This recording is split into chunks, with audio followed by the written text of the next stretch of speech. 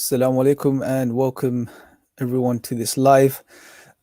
Firstly, let me just start off by apologizing. I think I scheduled this by accident for tomorrow at 5 p.m. But I have something else on tomorrow, so we're going to do it today. But it will be recorded and uploaded so everyone can watch this later, God willing, inshallah. So that being said, what I want to do in this live stream, inshallah, is to share some thoughts on nihilism, and in particular focus in on and discuss some of Nietzsche's perspectives, his view on nihilism, and also his refutations of religious responses, or what he referred to as, true world theories, which were proposed to overcome nihilism historically. His declaration that God is dead and what that meant for him, or as I understand it, and his predictions in regards to where the world was going because of this, and why he chose, at the end of it, why he chose to remain an atheist, although he himself wasn't convinced fully that God did not exist or other worlds did not exist. And then to wrap it up and just to sort of give you guys and us a perspective, or the Islamic perspective in regards to life and the meaning of life, and how I believe it's something that Nietzsche didn't consider. And if he had considered, maybe he would have changed his mind, and why I believe he may have changed his mind. So I'm going to try to cover all of these things in today's session. I'm going to try to keep it nice and short, not too long. So if you guys have questions, we can do Q&A at the end. But that being said, let's make a start. So the very first thing I want to sort of highlight is, let's look at it from the perspective of our reality as human beings. We're born into this world and we live in this world. We don't know much of, we at least not immediately, we can't recall or have any awareness of what took place, if anything, before we were born. And we have no idea from a purely sort of human worldly perspective, we have no idea in regards to what's coming, or if anything is coming after this life. So obviously I'm not speaking about this from an Islamic perspective or a religious or a theological perspective, right? I'm just generally speaking of it from the perspective of human experience in the absence of revelation, in the absence of religion. That's what we're aware of as human beings. We are primarily and only aware of the life that we have in this world. We don't know if there was anything before this life, and we don't know what's coming or if there's anything coming. So we don't have direct access to what was before and what is coming after. So we find ourselves in this space in between, which we call life, right? And we're experiencing this life as human beings. We're consciously experiencing this life. Not only are we consciously experiencing reality, we are rational. We can think, we can reflect, we can reason. And on top of this, we have free will. We can choose. Now, considering that we're rational beings that are conscious and that we have free will, that we can choose, considering these things in the framework of time, which we have in this life, we need to act as human beings. We need to move forward. We don't have a choice. We have to move. We have to do. We have to grow. We have to have progress. We have to achieve. Now, for the human being, this movement, this progress, this desire to want to do, to manifest, is one that's also linked with meaning. It has to be meaningful. We are creatures that are driven by meaning. Things have to make sense. They have to have a purpose. They have to have meaning. And this, we can, if we're to try to understand this we can sort of analyze even from the perspective of our day-to-day lives, our daily routines. The most trivial things if we really think about even the most trivial things, we would realize that all of those things are driven by meaning. From getting up in the morning, brushing your teeth, having breakfast, going to work, it's all driven by meaning on some level or the other, right? Everything is viewed through the prism of meaning. So this activity that we have to do inevitably as human beings, that we almost necessarily have to engage in through the passage of time, being beings that are rational and have free will, is seen or is actualized or is, how do I say this? It's viewed through the lens of meaning. We can't escape this, right, as human beings. Now, why this is another question, right? This is something, people have discussed, philosophers have discussed. They have many different opinions in regards to why meaning is so important. Why do we seek meaning? For example, I think it's Arthur Schopenhauer who boiled it down to the fact that it arises from suffering and the reality that we are all aware of, which is death, inevitably that we're going to die. Now, bringing together the suffering which we all experience throughout life to different degrees at different times, including the fact that we all become aware in our lives of the reality, most of us at least, of the reality of death. This sparks this desire to seek meaning and purpose behind things. Now, I don't know if I haven't really thought it through. I don't know if I fully agree with this. Like, I mean, if we were to stop and think about a hypothetical situation where if you can have a person that never suffers or that does not have to necessarily die, maybe not death, but if you just take suffering and remove suffering from one's life, does that mean, or would that mean that they would not seek meaning? I don't know. Maybe not. Maybe there's something else at play. I'm more convinced currently of the view that meaning is innate. It's something about human nature. We're driven by meaning. We can't escape this. It's inbuilt.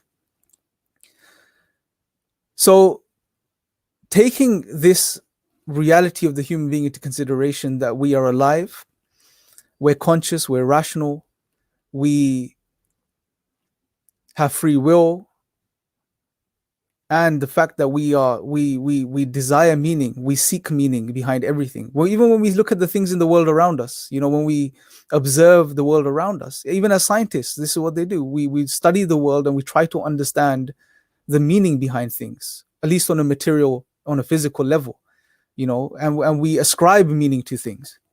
We ascribe meaning to even things we make, things we produce as human beings, whether they're shoes, pens, pencils, books, tables, clothes. Everything has a purpose. It has meaning. And this highlights how ingrained this idea of meaning is within the human being. So if we produce things with meaning and we give meaning to the most trivial things in life, then surely it's inevitable, quite natural, that we're going to try to seek meaning in regards to our own selves. What do our lives ultimately mean? What's the purpose of our lives? Why do we exist? And this is where the problem starts. This is not a new phenomenon. This is something that human beings have engaged with and thought about from the very beginning. What is the meaning and purpose of life? Why do we exist? And what's really interesting, however, about our times is that we live in times where, and prior to these times, prior to the modern era, most of humanity, the majority of humanity, even today, I would say more people today, maybe not majority, but a huge demographic of the population of the world still recognizes or believes in God, in religion, and so on and so forth. And historically speaking, human beings found this meaning. They found the answers to these questions in religion, in God. But we live in times now where God, religion are brushed to the side. They're not the primary focus, especially, after the Enlightenment, and especially after the 18th and the 19th centuries, where there was a shift in the thinking of humanity, in the if you like the ideal from a religious worldview, if you like, generally speaking, to a more of a materialistic worldview, where people were taken from seeking purpose or finding purpose or understanding purpose through religion and God to finding purpose in this material world. And some of the ideas that were proposed at this time by some of the thinkers, the philosophers and thinkers of this time, of the Enlightenment period and onwards, was the shift happened from God and religion to, okay, now the focus is the world. We have to build or create this worldly utopia. We have to build paradise on earth. It's all about understanding, mastering, achieving as much as we can in regards to them from the perspective of the material world. We have to make this world a paradise. We have to achieve whatever we can here, gain as much as we can from this, our existence here. And when God was brushed aside, the idea of God was removed, when the idea of religion was generally pushed aside, not completely removed, but marginalized and just, where it lost its importance. That's when the problem started to really pick up, because when you remove God, when you remove religion, generally speaking, for now I'm just keeping things general, but I'll become more specific near the end of this discussion, you will inevitably run into the problem of nihilism, of meaninglessness. And this is something Nietzsche understood. This is something Nietzsche experienced himself in his life. For many, many years, he suffered from nihilism, and I'm being very precise or particular with my words here. He suffered. He just, and many philosophers have, many philosophers have had this experience. Many people have had this experience where once the human being realizes there is no ultimate meaning to life, which is naturally, it's a natural consequence of denying God. Because if there is no creator, and therefore you were not created by a creator for a specific reason, a purpose, then there is no purpose, there is no ultimate meaning.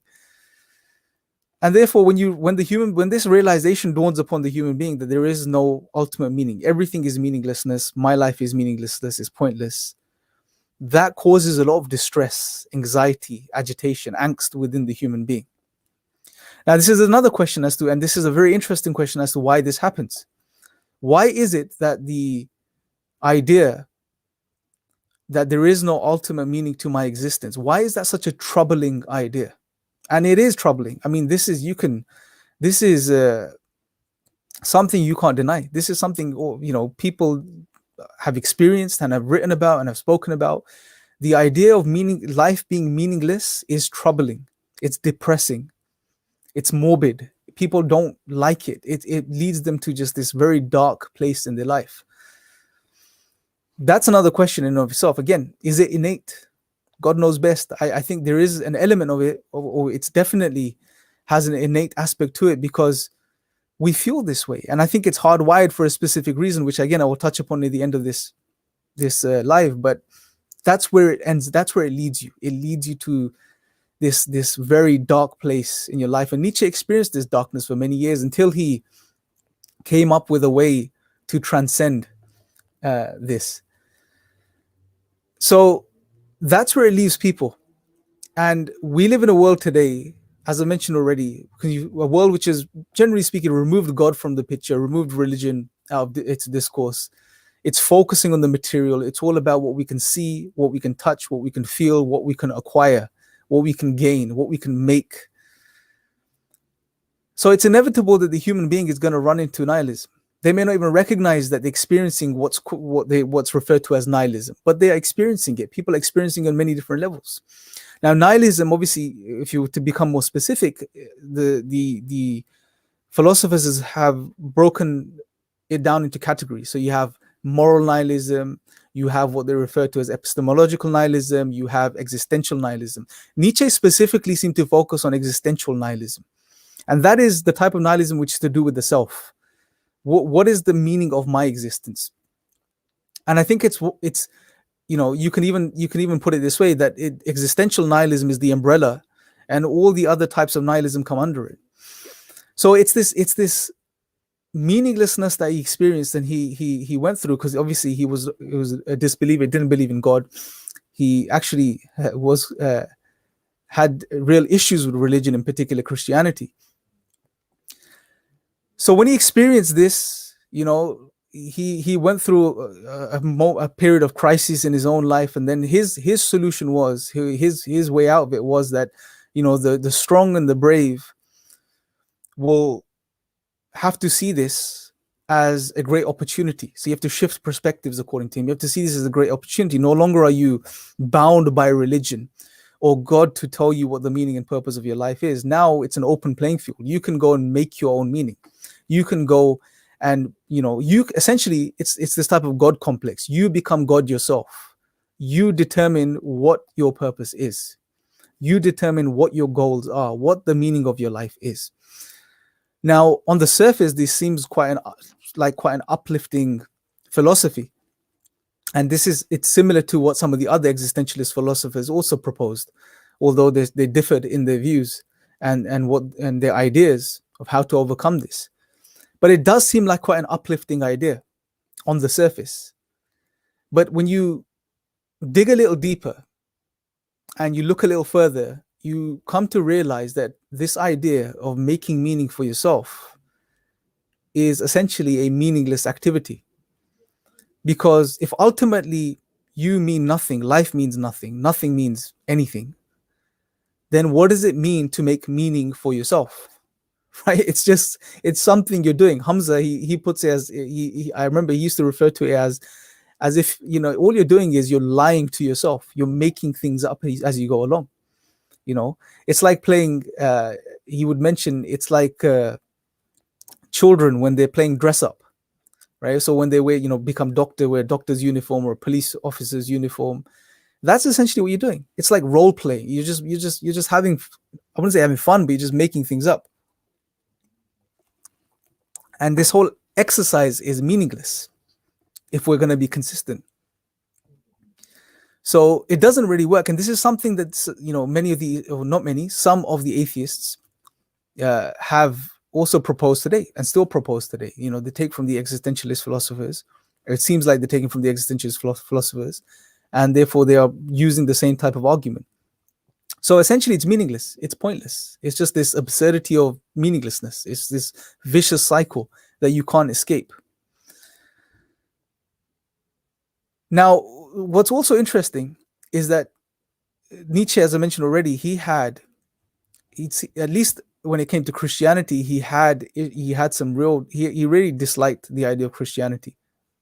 And he also, he came up with this idea, or he referred to the way quote unquote religious people dealt with nihilism throughout history. And he referred to it as,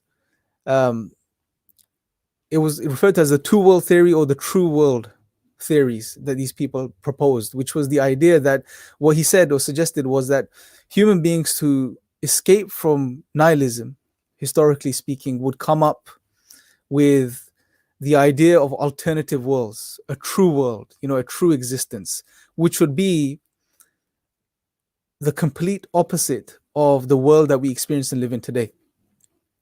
So they would come up with the conception of a world which we would go to once we die, which would be perfect, without suffering, without any pain, and it would be that perfect world.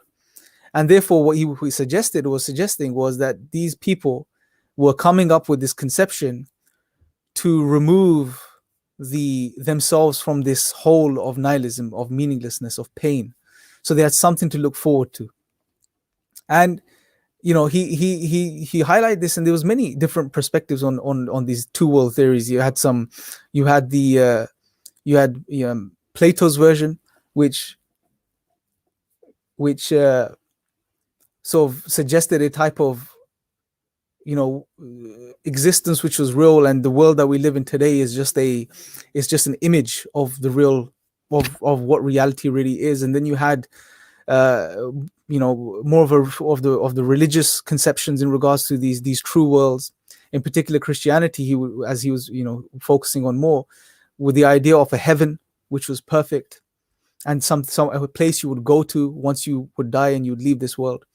And but essentially what his idea was, or what he was proposing was, and the way he sort of analyzed this was to say or to suggest that human beings were making these things up to escape this anxiety, this angst, and to deal with nihilism.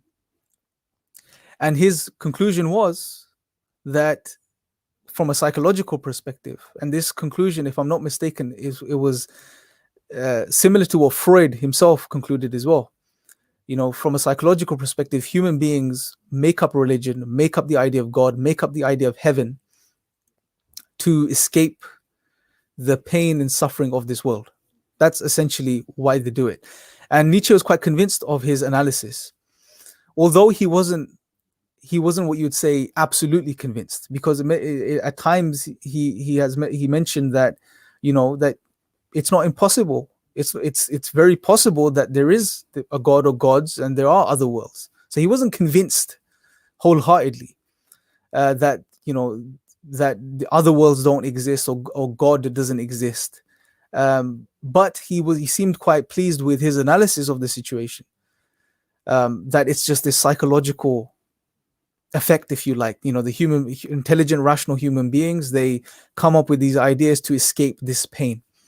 So you could see on the surface, you know, the validity of his thinking. But the point I want to get across here is that it doesn't logically follow. Just because there is a proposed solution to a problem, it doesn't mean that solution was made up to deal with that problem. Right? So hopefully you guys are following. It doesn't necessarily follow that that's the case. Just because this, you know, these other world theories, or a particular other world theory or true world theory helps the human being escape nihilism, it doesn't mean therefore it's necessarily made up. It can also be that, well, it's other world, and Nietzsche did recognize this, hence he wasn't convinced. It can also be that other worlds do exist, God does exist, and it just so happens that when the human being arrives at the understanding, that is the understanding that the human requires to be able to escape the pain and suffering and anxiety of nihilism. That could very well be the case as well. So it's not a definitive argument, right? So yeah, I mean, that's something that we really need to consider. It's not definitive. It's an idea. Okay. Yeah, sure. You know, the belief in God, the belief in religion helps you escape nihilism. It absolutely does. Some religions do, at least. However, it doesn't now logically follow that therefore these religions were made up, or God, the idea of God was made up just to escape these realities. Although someone of an atheist disposition may incline towards that conclusion, and you know, you can appreciate as to why they may do that. So that's one point we need to appreciate. Now, another thing, what's interesting about Nietzsche, the more you read about him, he's such a complex character. I mean, such a genius mind, but a very complex character, because the reason, although he recognized all of these things, you know, the reason he decided to continue to maintain his disbelief in God and other worlds was not for rational reasons or for any rational reasons that he was convinced by, but was because of what had utility for him, what was useful for him, what he preferred, you know. And according to his analysis, based on these other world theories and true world theories, his conclusion was, based on what he looked into and what he researched, his conclusion was that adopting a true world theory, holding on to a belief in God, puts the human in a position where they no longer have to be responsible and no longer have to engage and live a life which is, again, meaningful, I guess, in a certain way in this world. Because as soon as you believe that there is a hereafter, there is a heaven, there is another world you're going to go on to, well, then this life becomes meaningless. It becomes pointless. It's just like you're just waiting to leave, basically. And his perspective was, well, if that's the case, he said he according to him, well, then therefore rejecting these quote unquote true worlds or other worlds and rejecting the idea of God puts the human being in a more of a responsible position, in a position where they want to make the most of this life. They want to, because the person, according to him, would realize that this life is all they have, well, then they would want to make the most of it. Now, if we look at this from the perspective of nihilism, well, what does that mean? What does it mean to make the most of this life? Why is that something we should be, working towards anyway? Why should that be a goal? I mean, there's a problem there as well. But it was interesting for looking at it from his perspective. But this is why I was saying earlier, I think if he had come across Islam and he had studied, if you like, the philosophy, I don't know if philosophy of Islam is the right way to put this, but if he had studied the concepts that Islam puts forth in regards to this life and the significance of this life, although Islam does recognize a hereafter and a heaven and a hell, it may have shifted his perspective. It may have shifted his conclusion. It may have shifted, or changed, or at least made him consider whether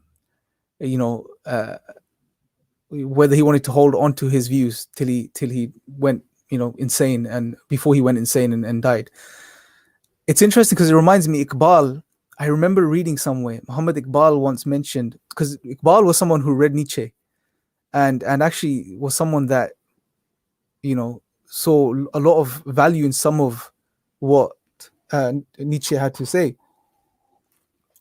Iqbal, I think, if I'm not mistaken, I recall Iqbal once stated that if Nietzsche, or something along these lines, if Nietzsche had come across Islam or understood Islam, he probably would have been Muslim, something along those lines. And only now, after sort of coming across this, I can really appreciate why he said this. Because when it comes to Islam's concept or philosophy in regards to this life and the next life and God, it's different from Christianity, and other religions that propose these true worlds. It's profound, because the conclusion Nietzsche came to, which was that, these other world theorists, if you believe in a true world which is beyond this world, it removes the significance of this life and makes you irresponsible. That's not the case from an Islamic perspective, because Islam clearly outlines the significance of this life and how significant this life is in relation to the hereafter. Right? It's not just we're here for a while, we just have to deal with it, and then we move on to somewhere better. No, it's more, if you like, it's more of the perspective is that this life is a springboard to the hereafter. It has meaning, and what I mean by this is that it's what you, for example, what you do in this life. This is your opportunity to do good, and when you do these things, or whatever you do in this life, when you engage in different aspects of this life, trying to be a good human being, in particular, specifically, in fulfilling the human purpose, which according to the Quran is to know God and to worship Him. When you engage in this, which is done in this world, right? Which is done in this world. When you engage in this, you are earning, you are attaining your hereafter, right? So this is a very different perspective. From an Islamic perspective, we have heaven and hell, which is coming. There is a world that comes. There is a world which doesn't have the pains and the suffering of this world that we're experiencing right now, the trials and tribulations. We are told of a world which, is essentially paradise, where you'll have whatever you want, which is eternal. And we look forward to this world. But it doesn't remove meaning from this world, from this life. If anything, it makes this life even more significant, because where we end up in the hereafter, to a great extent, is determined by what happens in this life and what we do in this life. So this was a piece of the puzzle I think Nietzsche was missing. And if he had come across Islam and what Islam has to say in regards to this life and the significance of this life, he may have shifted his view. He may have changed his views. So anyway, that was a bit in regards to, his perspective and how he sort of undermined religion and these other world theories, generally speaking, and where he sort of concluded his life.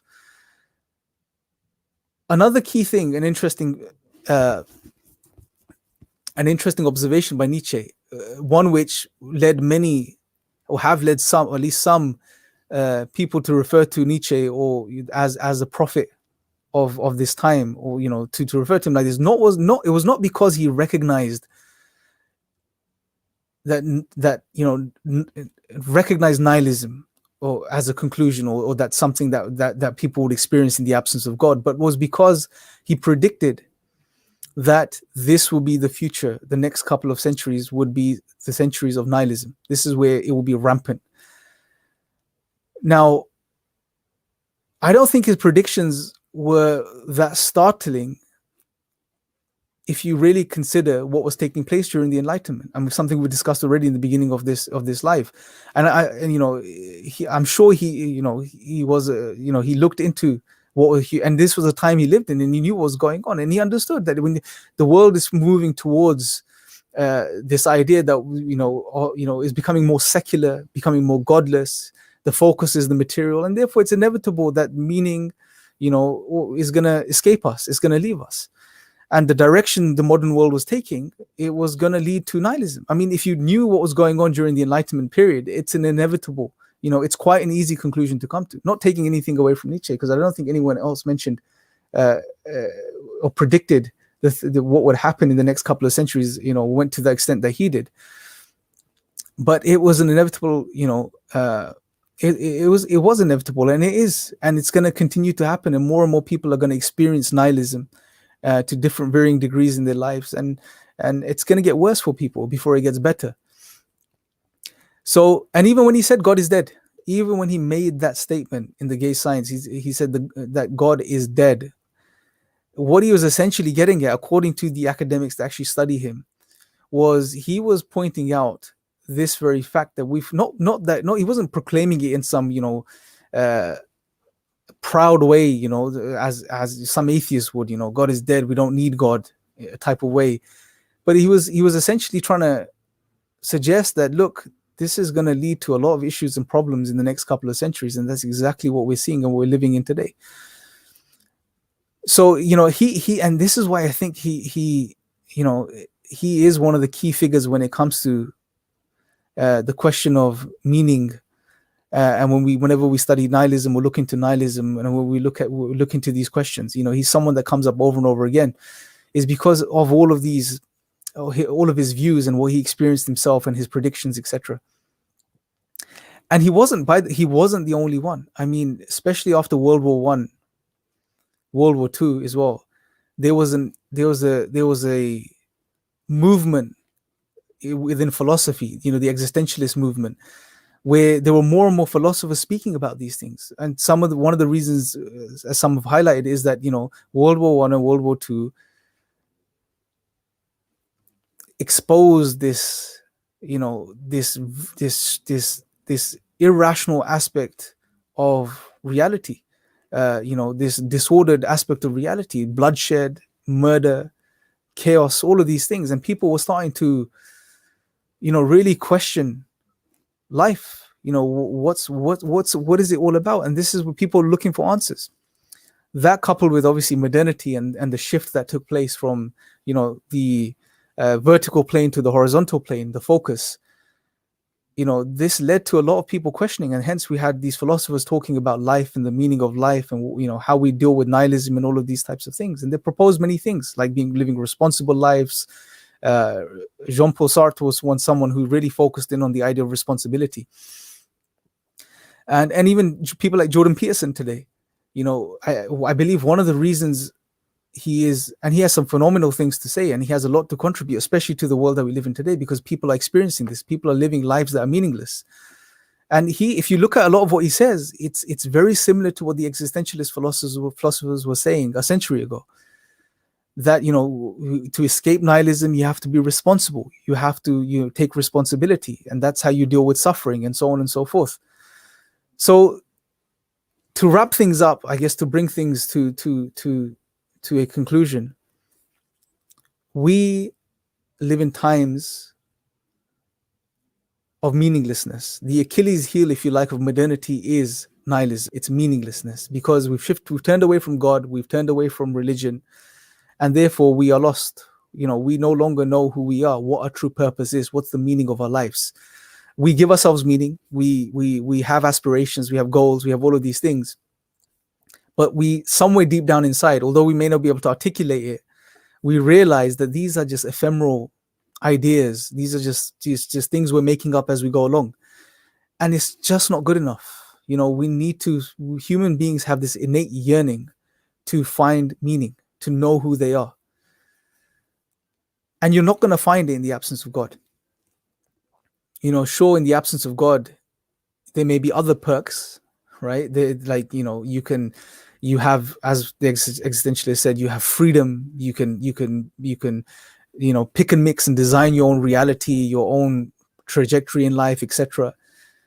But at the same time, you're going to have this thing deep down inside you where something's going to be screaming out at you. Why am I here? What is the true purpose of my life? Is this it? Making money, having a house, buying a new car, having a retirement plan, etc. Is this all that my life is about?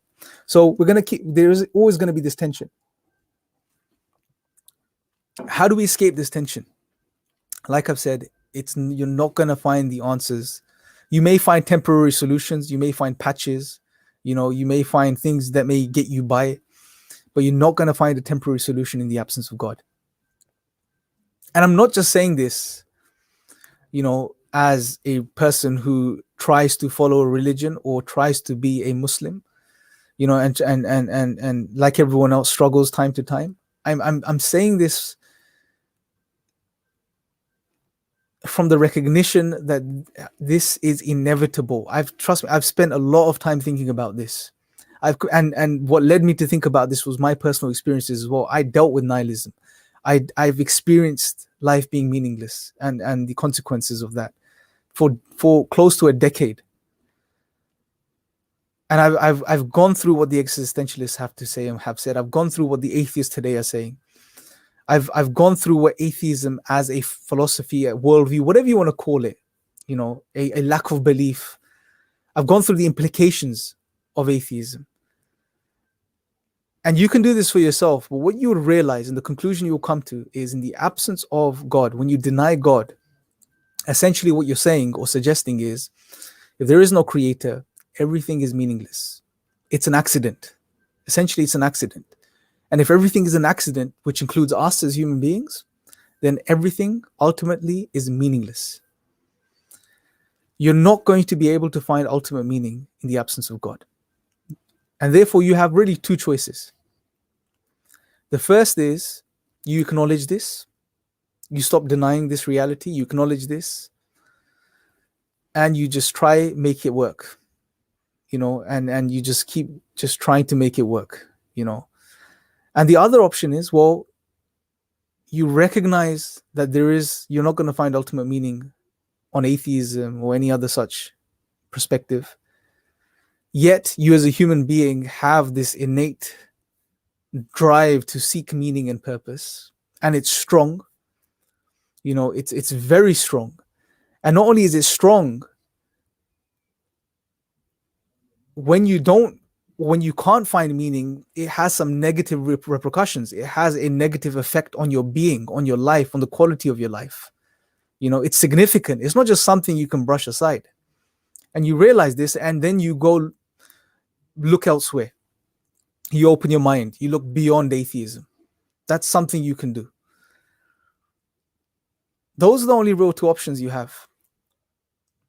Otherwise, the first option, I don't know how long, some people maybe have more thick skin, or internal thick skin, if you like, where they can just deal with this pain for longer than others, and end up just in this vicious cycle, which Camus, for example, referred to as the absurd, which was that there is no ultimate meaning to life, yet as human beings, to seek meaning is ingrained within us. And you're constantly between this. You're yearning to find meaning and purpose, yet logically and rationally, the worldview you've adopted is not going to lead you there. And you continue to remain in this this contradictory state, or you broaden your horizons and you look elsewhere and you look into religion. You look into the question of God. And even when I know even when I say religion today, when I speak about God, there is almost this immediate amongst the people that may not be Muslim that may be watching this is immediate, like, yeah, how do I put it? It's this what's the word? It's just this, like, this type of, I don't know how to, it's just this, like, this aversion, like religion, God, I don't want nothing to do with it. But we have to look beyond this. And I want you to, if you do have this type, when I say religion, when I say Islam, when I say God, and you get this feeling that no, that sort of the averse feeling within you, that sort of aversion within you, when you feel this, when you experience this, ask yourself why you have this feeling. What led to it? Because it's a barrier. It is a barrier. And it may be preventing you from finding answers. So you have to look beyond this. You have to look elsewhere if you really want answers to the purpose of life and the meaning of life. And from the Islamic perspective, and I believe, after looking into different religions and literally doing this full time for the past 6-7 years, I can tell you, and you don't need to take my word for it, you can go and study this for yourself. From my perspective, I think Islam provides the most comprehensive answers to these questions. It comprehensively ties reality together for you. It puts in a very beautiful bouquet, and it doesn't leave any loose ends from any perspective.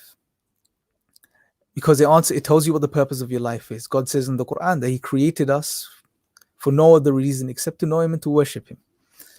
He tells us in the Quran, God mentions in the Quran, that He created life and death to test which of us is best in deeds, to make known who are the truthful, who are the true worshippers of God and who are not. God tells us in the Quran that when you die, you return to Him, and you either end up in Jannah or Jahannam, paradise, as we can say in English, or the hellfire.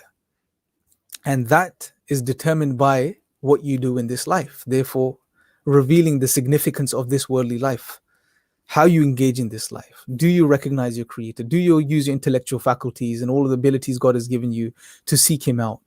And therefore, worshiping God also manifests in the way of being a good person, living a good life, being selfless, taking care of others, trying to create positive change in this world, etc., etc. And if you do these things and you're successful by the help of God, essentially worshiping God, then you attain paradise in the next life. That's what Islam tells. So there's no loose ends, like in the other world theories, as I mentioned already, or the true world theories. From the perspective of Christianity or from the perspective of other religions, it was just, okay, there's a better life to come. You're just biding time, till you're done with this life. And when you're dead, you move on. And therefore, Nietzsche was right. It removes the significance of this life. He was right from this perspective, but it doesn't apply to Islam. You can't put Islam in the same basket, because Islam tells us that's not the case. This life has a big bearing on where you end up in the hereafter. It's even more significant from this perspective.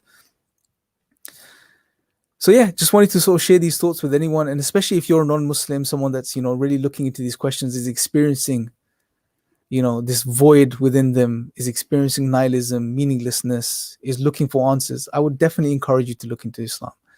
Definitely encourage you to look into Islam for yourself. Look into Islam and see what it has to say in regards to these questions. And I really believe, if, and this is a big if, only if people can transcend the popular narratives in regards to Islam, which are in the media and, in the mainstream, and are just promoted by people like Richard Dawkins and Sam Harris, these guys are ill-informed in regards to Islam, or what Islam has to say, from every perspective, in particular in regards to meaning and purpose and our existential questions. If you can transcend that conditioning, you'll be surprised at what you find. You will seriously be surprised at what you find. And many people are, so many people I've spoken to myself who have who have accepted Islam, come to Islam, say the same thing. One of the things is it's when they started to look into Islam for themselves, then it dawned on a man, these, what I was listening to, what I was hearing in the media by these people, these speakers, X, Y, and Z, it was all a bunch of lies. So, that's one thing I'd really encourage everyone to do, is to look into Islam for themselves, because I think Islam has the answers to every single question, problem, issue that humanity faces. But specifically in the context of our discussion, it has the answers to our deepest existential questions, and it provides comprehensive answers. So yeah, I just wanted to share this with everyone. Hopefully this was useful, guys. If you have any questions, please do put them in the question section now, the comment section, and I will try to go through them, inshallah.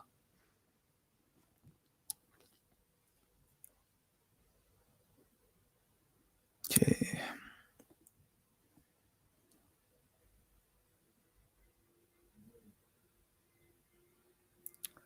Wa alaikum assalam to everyone that said salam.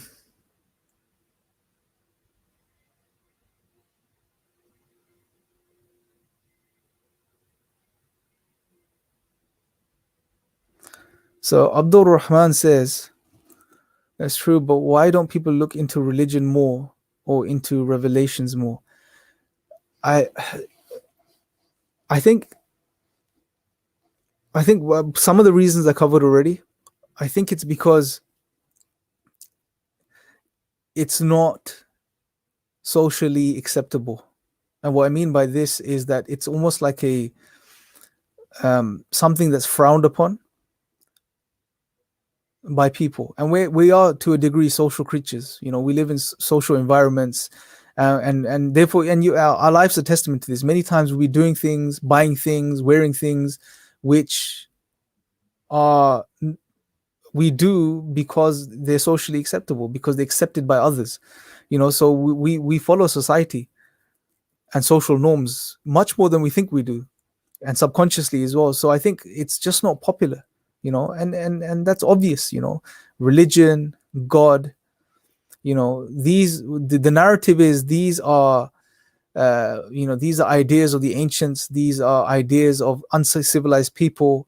We have progressed so much. We live in times where human beings have are on another level as far as our understanding is concerned, etc. So religion is of the past. We don't need it anymore. It has no significance or relevance. And one of my objectives, was to highlight that. Well, I think we're too quick to dismiss religion and the idea of God, because it's far more relevant today, probably than it has been ever before. One could say, from some perspectives, but it's gonna take that courage for people to break free from that conditioning and to look into religion. And I think more people are not necessarily looking into religion, but there is a movement to look beyond materialism and to look beyond naturalism and the sort of Dawkinian, if you like, atheism. More people are moving away from that. Although they may not be going to religion immediately, more people are moving away from that, and they're looking into, for example, alternative new age spiritualities and stuff like this, other philosophies, types of Buddhism. So people are slowly making that transition. But I think those types of things are more appealing to people, again, because of our conditioning. Because we live in a world which promotes individuality, and it promotes the deification of the self to a great extent, right? So it's all about you being liberated, being a free individual, you being the master of your own reality. And therefore, the idea of organized religion, the idea of submission to a being, a creator, is something that's not immediately pleasing or attractive to that type of mindset. And that's why people are going elsewhere as opposed to religion, and that again is expected. But I think the more, if we can especially from a dawah perspective, we can highlight to people what Islam in particular has to offer people today in the 21st century. It may get people to think about religion, in particular Islam, and look into these things further, inshallah. Islam. Islam.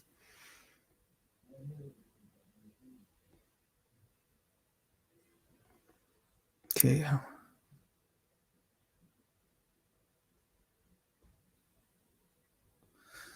Okay, so this is a good question. Gon says, how much learning years, level of knowledge of Islam did you do before you felt safe to study nihilism and Western ideology? Let me start by saying that it wasn't a case of me wanting to study nihilism, or these well, nihilism in particular and atheism. Yeah, the reason I had to study it or look into it initially, and then later on when I studied it further, I was able to connect the dots, was because I experienced it myself. There were, like I said, at least a decade of my life I was completely lost. I was what you would consider an atheist. I knew nothing about religion, nothing about Islam. I lived like any other, I don't know if I can say this, but I lived like people live. I was engaged in worldly things, wasn't concerned about religion, didn't want to know about religion, didn't want to know about God. I was too busy with worldly affairs. And that led to me experiencing nihilism. I had my own, existential crisis, if you like, and I had to figure things out because that place is very dark. Anyone that's experienced it or has, tasted it, it's dark. It's darkness. It's, I don't know how to explain it. It's like being squeezed by the world around you. Everything collapses in on you. Everything loses its meaning. It's hard to explain. If you've experienced it, it's like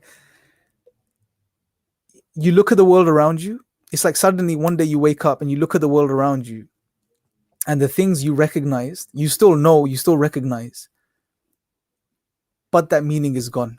It's not that thing. You don't know what it is anymore. I remember, and I'll share this with you guys. I remember one specific incident where, when I was going through this period, I came home, and my family obviously were there, and I remember looking at my parents and recognizing them, but not recognizing them at the same time. It was a very strange thing. I mean, it was weird because, like, I knew they were my parents, or that's what I thought I knew, and I knew what I felt towards them, but it didn't feel the same because the meaning had gone. It's very hard to explain. It's like I said, it's a very, very dark place, So I was compelled to look into these things. So it wasn't by choice, although I would recommend anyone that wants to study these things, obviously, to have a good grounding in Islam. At least know your basics. At least know what Islam says in regards to all of these things. What it says in regards to God. What we'd call basic akida. Be grounded at least from that perspective, because when you look into some philosophy, in particular existential philosophy, it can, it's confused. It's a very strange place to be. So it's confusing. It can confuse loads of people as well. So yeah, hopefully that answers that question. My Islamic learning is ongoing. I obviously, would like to spend more time than I do, but everyone's on a journey. So hopefully that answers your question, bro. Okay, let's see.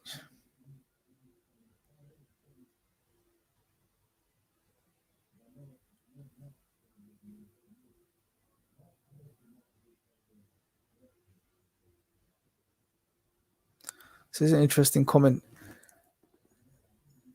Jane says, if you work, you almost always want things to be meaningful. That's why sinners even make sins their purpose in life. They get obsessed or just dumbed down with drugs. Yeah. I mean, this, your the essential point is, like I said, we recognize this in our lives. I mean, no one would deny this. We are meaning driven creatures. We seek meaning in everything. We make things with meaning. We seek meaning in everything. It's just the filter that we have. It's an innate filter. You can't escape it. We see through the lens of meaning, whatever we do.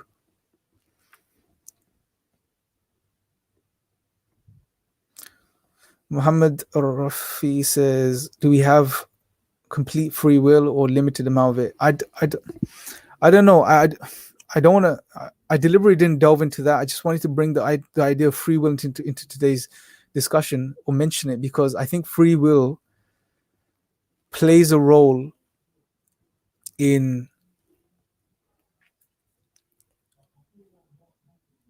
how we engage with the world, and it. I haven't thought this through properly, but I think it's linked. It's in some way with our desire for meaning as well.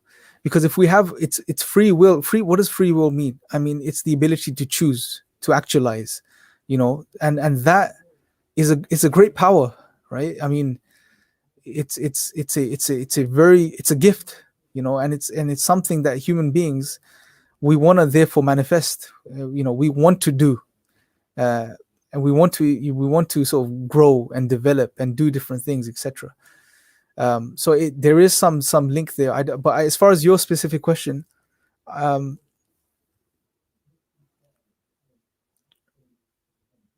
don't know if it's limited or if it's complete. I don't know. I don't know how we define those terms as well in your question. But what we can say from the Islamic perspective is that we have free will.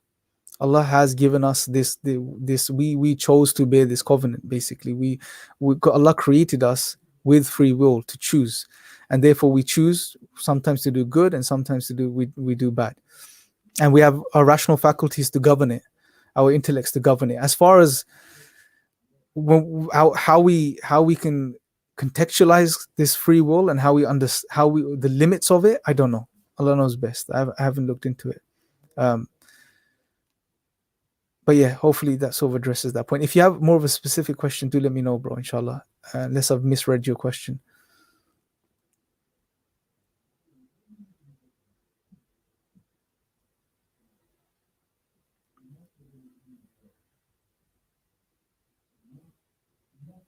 Okay. Islam.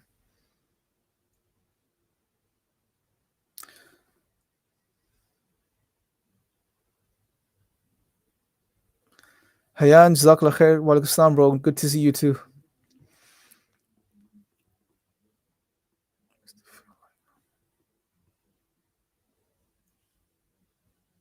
Yeah, so James, in regards to nihilism, so the definition, how would you define it? Yeah, I think the way you've put it is quite accurate. Nihilism is to feel like nothing matters or has ultimate meaning. So it's essentially it's a state or realization of absolute meaninglessness. That nothing has any meaning. It's just pointless, if you can say that. And like I said, there's different categories of nihilism. Some you have moral nihilism, for example, which looks at the moral questions, and moral nihilists essentially would conclude that there is no objective reality to morals. It's all subjective. It's your subjective opinion, as to what's good and bad, what's right and wrong, etc. And by the way, when you deny God, you essentially are nihilism is an inevitable consequence from every perspective, morally as well as existentially. I think there's another category some writers have written. I think it's called, if I'm not mistaken, I think it's called cosmic nihilism. That's another category some people have suggested, which is to do with that the universe has no meaning. There's no teleology. It's just there. So all of these categories, like I said, seem to come under the umbrella of existential nihilism, which is more broad in a way as well. And that is, I think, although all of them are relevant, but I think existential nihilism is the main problem that people are facing today. Is that, what is the meaning of my existence? What does my life mean? Because that's where it begins. The self is the thing we're most concerned with, as opposed to everything else. And then everything else is a manifestation of the self. So morals are a manifestation of the self. If your being is meaningless, then everything else by extension becomes meaningless. So yeah, that's how I would sort of summarize that. How to respond to people who say life is just a dream? We're just watching a dream. I don't know. This sort of ties in with the sort of brain in a vat type of analogy that some people have sort of suggested, that it's like a matrix, right? There's what you're experiencing isn't real. So look, if you were to purely reduce it down to, if it's like a philosophical, if you look at it purely from the philosophical lens, well, you can't prove that what you experience, the real world is real. You can't prove it. I mean, you may be sitting on a chair right now, right? You can't prove that chair is real. I mean, you may say you can touch it, you can smell it, you can feel it, you can, you feel it against your body when you're sitting on it, you can taste it. I don't know. But how do you know that you're not just experiencing this, and you're not just, for example, a brain in a vat or in the matrix, for example? But I think it's the way it's dealt with is even secular scholars will refer to as axiomatic. You have to just assume it's real, because if you don't, then that's problematic for other disciplines. For science, for example, one of the axioms is that the real world is real, and therefore we study it. You have to assume that the real world is real. So there are some things which are axiomatic, some things which we just assume as human beings to be true, because you just can't prove them. But you have to begin with them, because if you don't, then you can't move forward. They're like the foundations. Okay. Wa alaikum salam.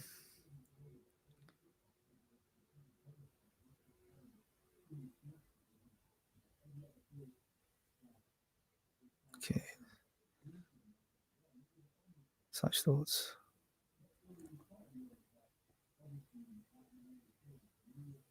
So if such thoughts come into your mind, right, especially if you're a Muslim, there's a very easy, it's very easy to deal with. Look,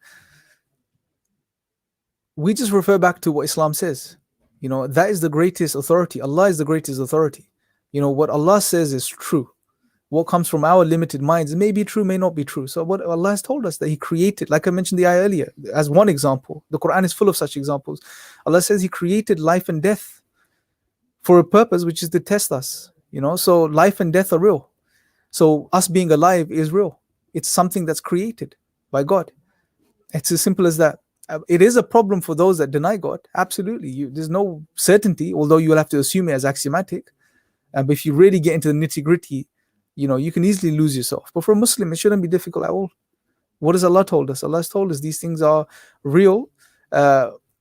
Now we don't need to delve into the area of, okay, what is the nature of the reality of the world? Allah knows best, but it exists. It's something created, and we are a part of this created existence. And we should leave it at that. It's as simple as that, inshallah.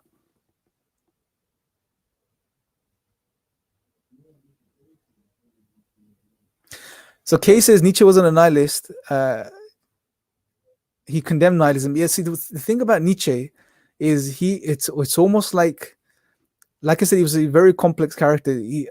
Many times you'd read him and he would seem to contradict himself. He would, like a simple example, he declared God is dead. He refuted or thought, according to him, he refuted based on his psychological analysis the idea of the other, the true world theories, etc. However, then later on in I think it was in his own autobiography that he wrote before he went mad, he turned around and he said, that it's possible God exists and other worlds exist. It's not impossible that these these things may exist. So this he seems very contradictory. So I can understand where some may, at times he may seem like someone that condemned nihilism. At times he seemed like someone that condemned religious fiercely. At times he was someone, he had different. You would see different. It's very hard to read and understand holistically. And us guys are just like, if you like, superficial readers of Nietzsche, whatever we read from him. I mean, the academics that study him for years, spend their entire life studying his works, they find it hard to understand him holistically and what his perspectives were. So he's just one of those characters. You're going to run into these issues.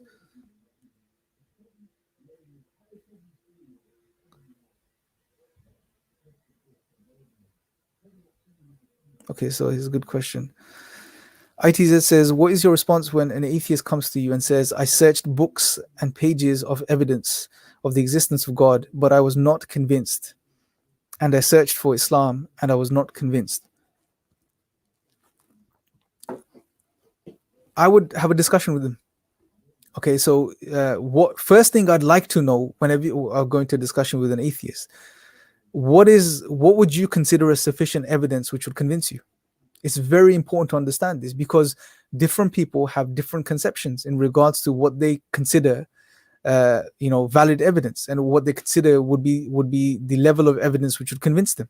Sometimes their particular criteria for evidence and that would convince them is just it's just unrealistic. It's not even justified, to be fair, because they wouldn't apply the same criteria to all other parts of their life. So it's really important to understand this and to come to a sort of common sensical level playing field where you can discuss evidence. Because, for example, some atheists would say, give me evidence for God, and we may start giving them arguments, etc.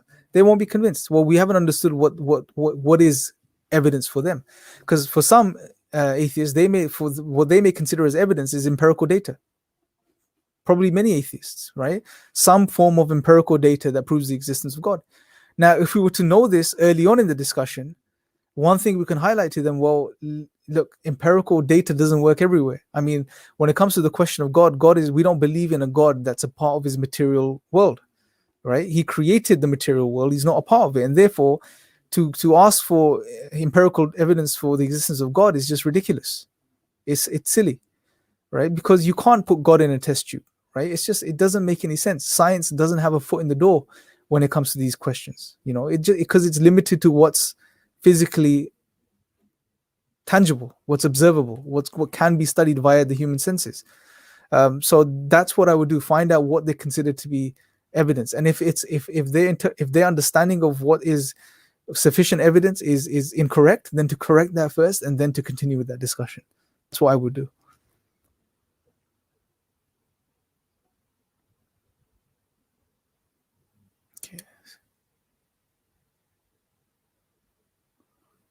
Okay, sorry guys, I'm just flicking through because mashallah, some of you guys have been having discussions. Some of you guys have been having discussions on the comments, which is good. So I'm just trying to find the questions.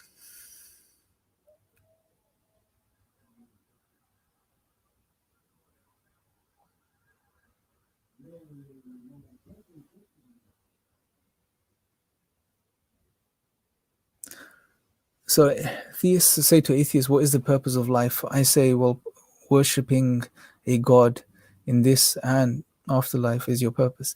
Yeah, I mean, Ricky, that's, I don't know. I don't understand the question. I'm assuming you're an atheist because it says Ricky atheist.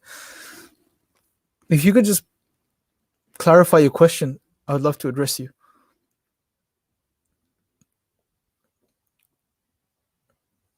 Okay.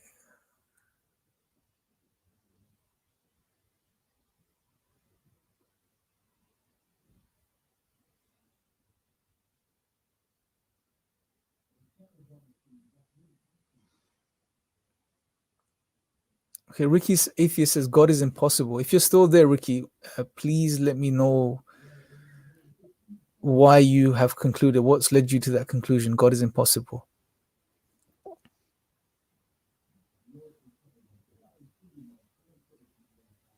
Jane makes a good point. There is no utopia anyway. Even the rich and the beautiful get sick or old and lose loved ones. Yeah, absolutely.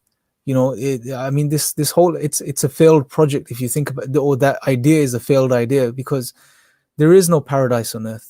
The world wasn't designed to be a paradise. Suffering and trials and tribulations, aging, sickness, it's all a part of this reality, and it's intended to be this way. um, and this is why I think, it's a side point, but the whole problem of evil um, is really a problem for those that deny God, especially modern atheists, if you like, because although evil and suffering have been a question for human beings from the very beginning, uh, they weren't a problem. They were a predicament. There were difficult aspects of life which were easily reconciled via God and religion. Christianity has its own theodicy in regards to evil and suffering. Islam has its own, and it has a profound theodicy in regards to evil and suffering. But it's only when people turned away from God that evil and suffering became real problems. Because think about it: if your objective is to attain paradise on earth, to make as much as you can and progress, worldly progress, then suffering and evil are roadblocks, right? They're a problem in your way of progress, so it becomes a problem. But not for people. Not, at least I can speak from an Islamic perspective. It's not a problem for Islam, because once you understand why God created us, why God created this world and its particular nature, and how all of these pieces fit together, then evil and suffering aren't a problem. They may be, doesn't mean they're not difficult realities. They're not things we have to deal with, but they're not a problem. They're not something we can't understand. Okay,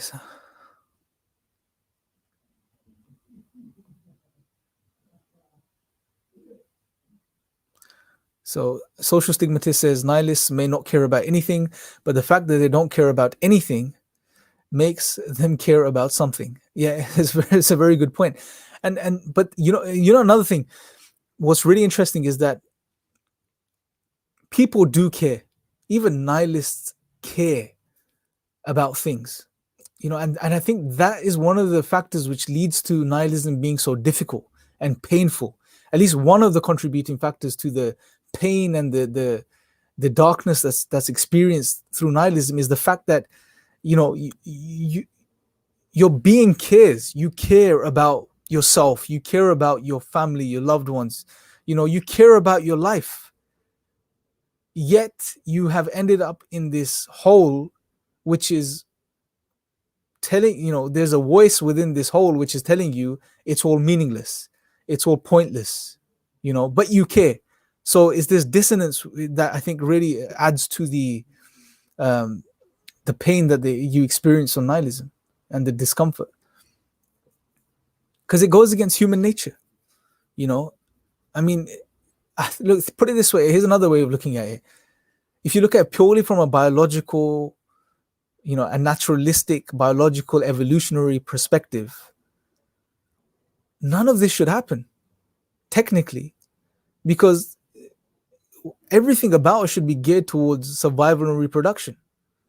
Now, how is the ability to ask questions about the meaning of life, and that resulting sometimes in depression and anxiety, how is that conducive to survival and reproduction? Because when you're depressed, the last thing you're thinking about is procreating. The last thing you're worried about is just to eat, to live. People commit suicide in extreme forms of depression sometimes. So there's a paradox here as well. So there's loads of issues. Jazakallah for the comment. Very interesting way of putting it. Okay. How long have we been going for? Okay, 1 hour 14. We'll wrap up soon.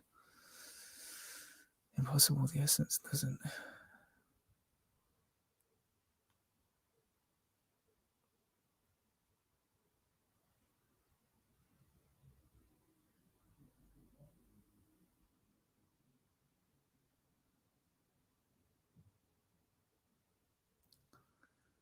Hayan says, brother Imran, you need mods. Yeah, I know. I don't know why I haven't gotten around to doing it. I need to get some of you guys, if anyone's willing to sort of moderate.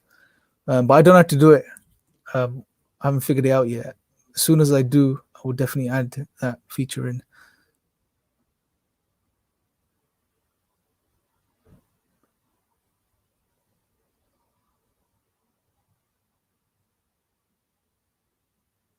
So Spawn says, what about people who accept God later in their life, even though they didn't believe since birth? It's fine. You have your entire life to figure this out. The sooner you do it, the better. But there's many factors. Some people find the truth near the very end of their lives. But it's a mercy from Allah that as soon as you accept Islam, all of your previous sins are forgiven if you sincerely accept the truth. As long as obviously you haven't harmed anyone or taken anything from anyone else, that you have to try to make up. So I think everyone's on a journey. As long as people keep an open mind and are honest, Allah will guide people. This is our Creator. He wants us to be guided. Why would He send revelation otherwise, if He didn't want guidance for us? But then it's up to us, as human beings with that free will to choose, to either follow it or not. So but everyone's on a journey. Different people would come to, some people would never, and there are reasons for that. But I don't think when they do in their life, like I said, the sooner the better, because but some people it takes much longer.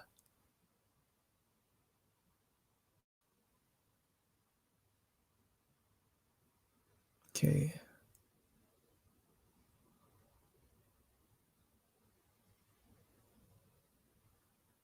Ricky Atheist says you should read Lawrence Krauss, A Universe from Nothing. That will explain to you. I think he's referring to someone else. But Universe from Nothing his central argument is extremely problematic, because we'll probably do another session on it, another live on it. I don't want to go into it now.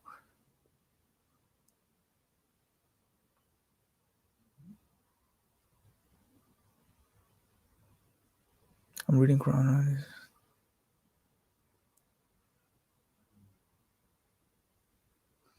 Okay, guys, if you have any other questions, just put them in now, and we'll wrap up in about 10 minutes, inshallah.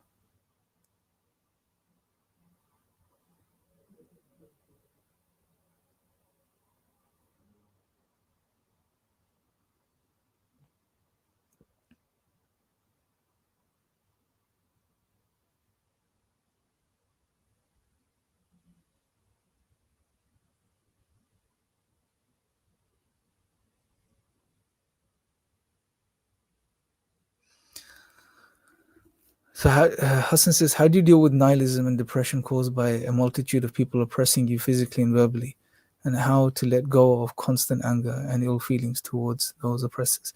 I don't know the context of your question, bro. I don't know if you can call it nihilism. Maybe being oppressed by people can put you in a state where you feel like everything is pointless and meaningless.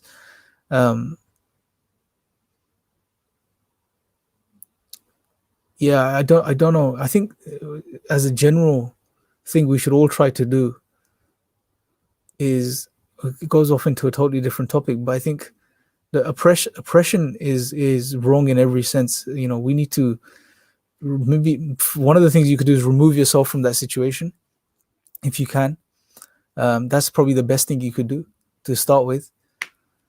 And if someone has wronged you, as far as not having ill feel, this is human nature, but it's one thing. See, we all at some point in our lives have been oppressed by someone, have been verbally, maybe even physically abused by someone, and it leaves a lasting imprint on your hearts and your minds, right? It affects us, and when we think about it years later, it affects us. But I think the best thing to do, we should try to do, is first thing we need to realize is that if we let it affect us, it's not affecting anyone but us.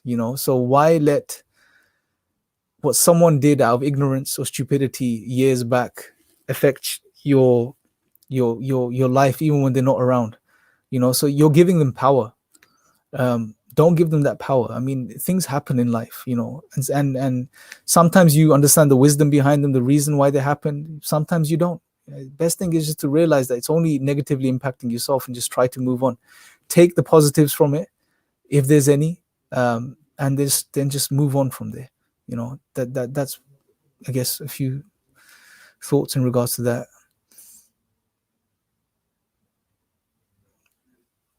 Okay, let's see.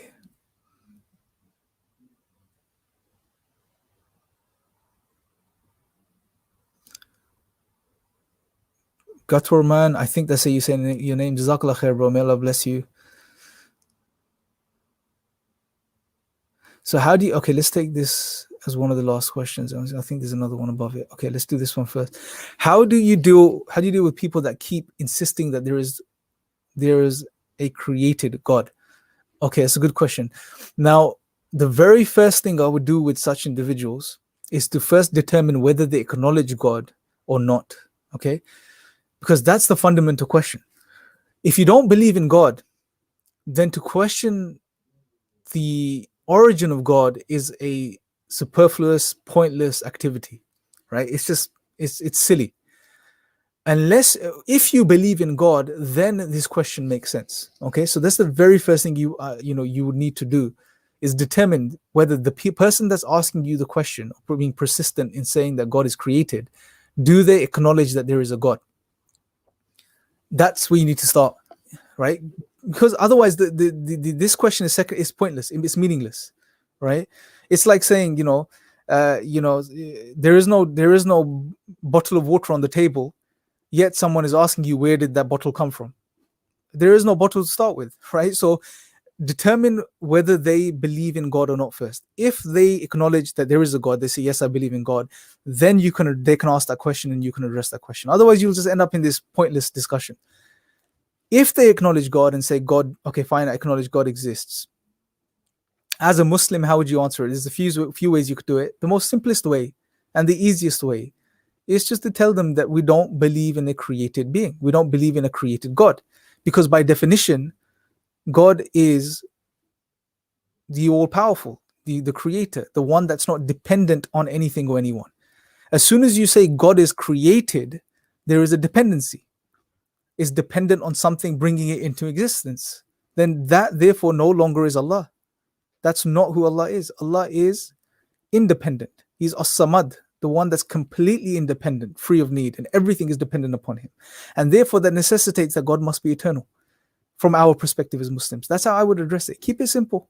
We're not arguing for a Christian God. We're not arguing for a different type of God. Allah, as Muslims, as we understand it, is the creator, is all powerful, independent, right? He is the most perfect being. And therefore it's impossible to claim that this being was created, because as soon as you say God was created, you're now talking about a dependent being that came into existence by something else, and required something else to bring it into existence. And other ways you can deal with it is you can use Hamza's argument, I think, which is really powerful, is the argument from dependency. That puts it in more of a logical form, and it's very powerful, is that everything that exists has to be ultimately dependent on something independent and necessary. And he articulates the argument. So you guys can read The Divine Reality. He has a very powerful argument for that, inshallah.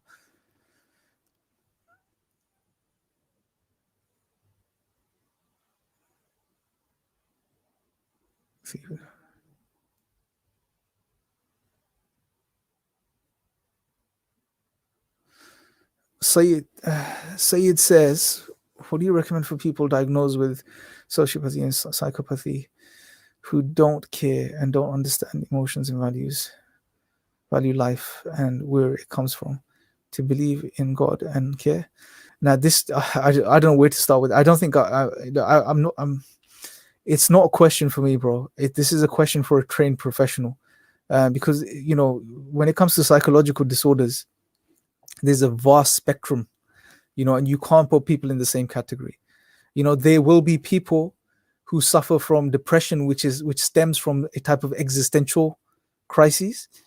um, for those people, sure, that's you would talking about these things, and depending on where they are mentally, can really help them. But then there's people that suffer from some really severe psychological distress, and they need to be seen by a trained professional.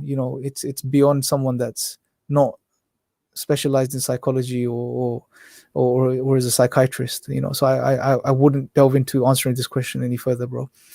So hopefully that point helps. Just the key thing is to realize that when it comes to mental illnesses, there's a huge spectrum, and you can't put everyone in the, and those people are very sensitive. You have to be very careful when you address such people, and you have to try to get them professional help first and foremost before you go into anything else. Inshallah.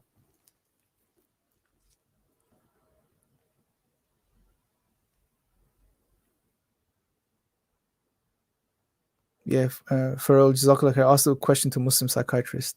Absolutely. All right, guys, Jazakallah khair. So just, to summarize, if you guys have watched this, please share this with your non-Muslim friends on your, social media. Anyone you feel it can benefit.